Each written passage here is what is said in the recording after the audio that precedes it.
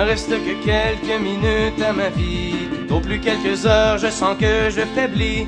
Mon frère est mort hier au milieu du désert. Je suis maintenant le dernier humain de la terre.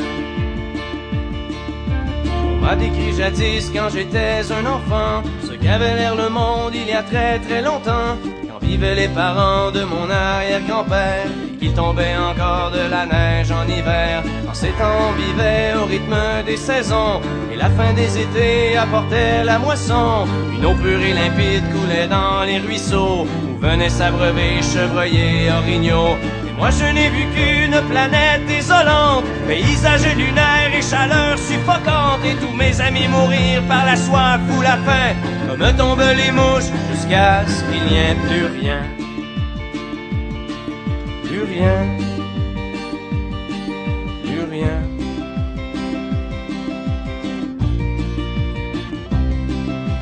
Il ne reste que quelques minutes à ma vie. Au plus quelques heures, je sens que je faiblis. Mon frère est mort hier au milieu du désert. Je suis maintenant le dernier humain de la terre. Ça a commencé il y a plusieurs années, alors que mes ancêtres étaient obnubilés par des bouts de papier que l'on appelait argent, qui rendaient certains hommes vraiment riches et puissants.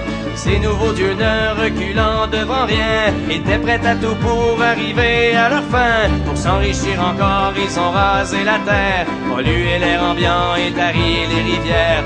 Et au bout de 100 ans, des gens se sont levés et les ont avertis qu'il fallait tout stopper. Mais ils n'ont pas compris cette sage prophétie. Ces hommes-là ne parlaient qu'en termes de profit. C'est des années plus tard qu'ils ont vu le non-sens. Dans la panique, on déclarait l'état d'urgence, quand tous les océans ont englouti les îles et que les inondations ont frappé les grandes villes. Et par la suite, pendant toute une décennie, ce fut les ouragans et puis les incendies, les tremblements de terre et la grande sécheresse. Partout sur les visages, on lisait la détresse. Les gens ont dû se battre contre les pandémies, décimés par millions par d'atroces maladies. Puis les autres sont morts par la soif ou la faim, comme tombent les mouches, jusqu'à ce qu'il n'y ait plus rien. Plus rien. Plus rien.